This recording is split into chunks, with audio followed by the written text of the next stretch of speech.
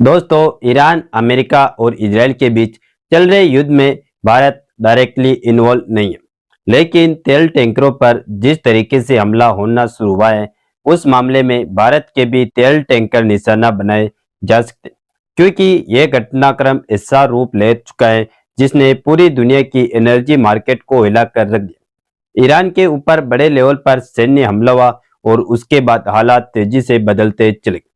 Iran ने यह साफ कर दिया कि वह चुप बैठने वाला नहीं। इसी बीच ईरान के रिवोल्यूशनरी गार्ड्स की ओर से यह ऐलान किया गया कि दुनिया के सबसे अहम तेल मार्गों में से एक स्ट्रेट ऑफ हार्मुज को अस्थायी रूप से बंद किया जाए। इसका सीधा मतलब यह है कि इस रास्ते से गुजरने वाले जहाजों की आवाजाही रोकी जा रही है। पश्चिमी मीडिया रिपोर्ट्स में भी यह सामने आया कि कई शिपिंग कंपनियों ने अपने जहाजों को इस क्षेत्र से दूर रहने की सलाह दी। लेकिन इस समस्या से निकलने के लिए जो भारत ने तरकीब लगाई है, उसने पश्चिमी देशों को हैरान कर, क्योंकि अमेरिका जिस चीज के लिए भारत को रोक कर रखना चाहता था, उसी चीज के लिए रास्ता अब साफ हो चुका है। पूरी डेवलपमेंट क्या है, इस वीडियो में समझते हैं। नमस्कार दोस्तों, मैं राधेश्याम और आप देख रहे हैं KSR न्यूज 24।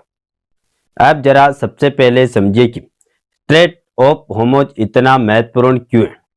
यह संकरा समुद्री मार्ग पर्शियन गल्फ को अरब सागर से जोड़ता है। दुनिया के कुल तेल व्यापार का लगभग 20% हिस्सा इसी रास्ते से गुजरता है।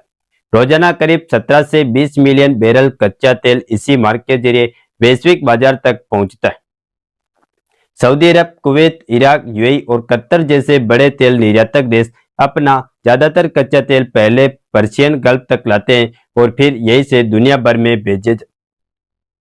कतर की बड़ी मात्रा में LNG भी इसी मार्ग से एशिया और यूरोप पहुंचती है। ऐसे में अगर यह रास्ता बंद होता है तो सप्लाई चेन पर तुरंत असर पड़ता। विशेषज्ञों का मानना है कि अगर यह स्थिति लंबी चलती है तो ब्रेंट क्रूड की कीमतों में $10 से $30 प्रति बैरल तक की तेजी देखी जा सकती। शिपिंग इंश्योरेंस महंगी हो जाती है, फ्रेट रेट्स बढ़ जाते हैं और ऊर्जा आयात करने वाले देशों पर अतिरिक्त बोझ बढ़ता है। एशियाई देश जैसे भारत, चीन, जापान और दक्षिणी कोरिया को तुरंत सप्लाई रिस्क का सामना करना पड़ सकता है। आप भारत की स्थिति को समझते हैं। भारत अपनी कुल कच्चे तेल की जरूरत का लगभग 50% आयात करता है। इसमें से लगभग 1 बिलियन बैरल प्रतिदिन कच्चा तेल सीधे स्ट्रेट ऑफ हार्मुज के जरिए आता रहा है। अगर यह सप्लाई बाधित होती है तो महंगाई, रुपया और चालू खाते के घाटे पर दबाव बन सकता है। लेकिन तस्वीर का दूसरा पहलू भी। भारत के पास लगभग 74 से 75 दिनों के कमर्शियल रिजर्व मौजूद है और करीब 9 से 10 दिनों के स्ट्रेचिक पेट्रोलियम रिजर्व भी उपलब्ध है। कुल मिलाकर करीब 85 दिनों का बफर भारत के पास है। यानी अचानक आई इस स्थिति से निपटने के लिए देश पूरी तरह अस्थायी नहीं।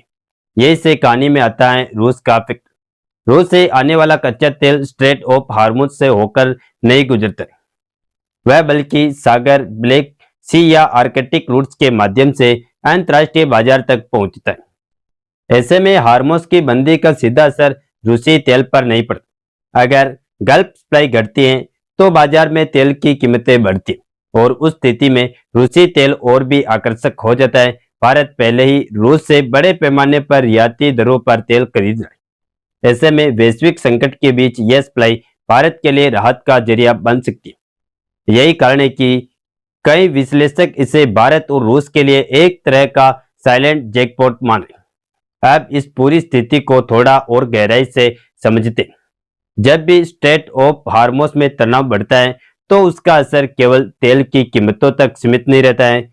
वैश्विक फाइनेंशियल मार्केट्स में अस्थिरता बढ़ती है, शेयर बाजार गिरते हैं और डॉलर इंडेक्स में तेजी देखने को मिलती है, क्योंकि निवेशक सुरक्षित निवेश की तरफ भागते हैं और ऊर्जा संकट की आशंका से घबराहट बढ़ जाती है। अगर हम इतिहास पर नजर डालें तो 2019 में जब खाड़ी क्षेत्र में टैंकरों पर हमले हुए थे, तब भी ब्रेंट क्रूड की कीमतों में कुछ ही दिनों में से 8 से 10% की उछाल।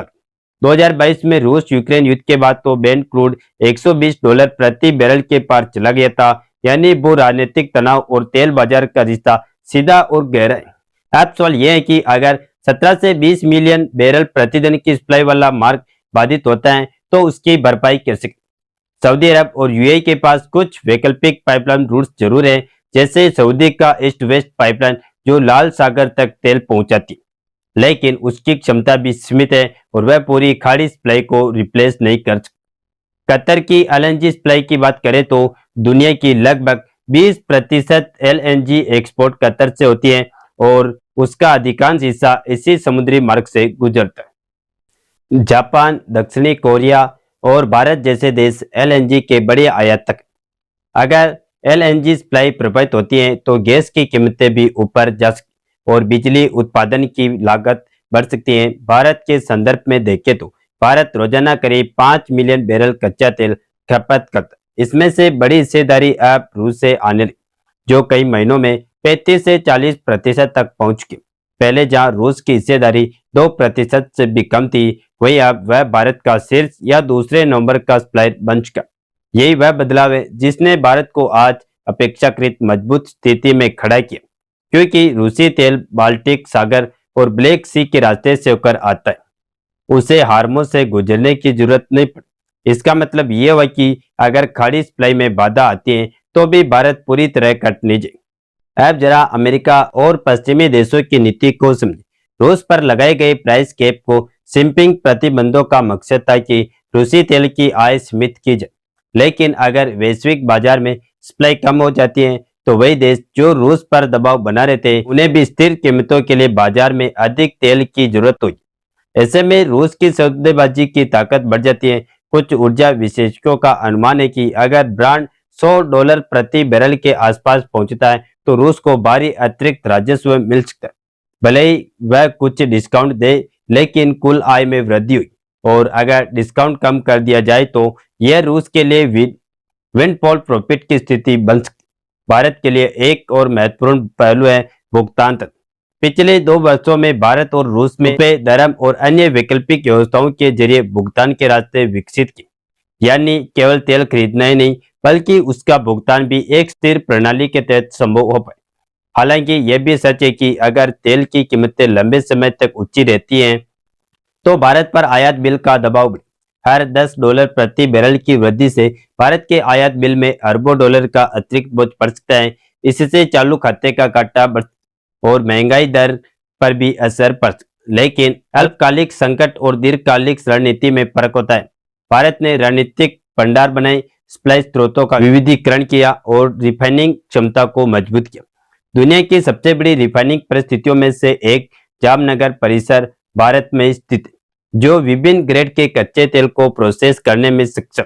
अंत में अगर पूरी स्थिति को एक साथ रखकर देखें तो साफ नजर आता है कि स्ट्रेट ऑफ हार्मोज का बंद होना दुनिया के लिए चेतावनी, लेकिन भारत के लिए यह केवल संकट नहीं बल्कि रणनीतिक परीक्षा। एक तरफ महंगा तेल, बढ़ता आयात बिल और महंगाई का दबाव है, तो दूसरी तरफ रूस के साथ मजबूत ऊर्जा साझेदारी, करीब 85 दिनों का कुल भंडार और तेजी से बदलती हुई आयात रणनीति। यही कारण है कि जहां कई अर्थव्यवस्थाएं घबराई हुई है, वही भारत तुलनात्मक रूप से संतुलित स्थिति में खड़ा दिखाई देता और आने वाले समय में यह संकट वैश्विक ऊर्जा राजनीति को किस दिशा में ले जाएगा, यह इस बात पर निर्भर करेगा कि कूटनीतिक, युद्ध और बाजार की ताकतें किस तरह संतुलन बनाती। अब आप नीचे कमेंट में बताएं कि इस पूरे घटनाक्रम को आप किस नज़र से देख सकते। क्या आपको लगता है कि यह भारत के लिए खतरा ज्यादा है या अवसर ज्यादा है? और इस वीडियो को एक लाइक करके अपने मित्रों तक शेयर जरूर करें ताकि उन्हें भी जानकारी मिल सके। इसी तरह और भी नॉलेजेबल वीडियो देखने के लिए हमारे चैनल KSR न्यूज को सब्सक्राइब करके बेल आइकन को ऑल पर जरूर सेलेक्ट करें। जय श्री राम, जय हिंद, जय भारत।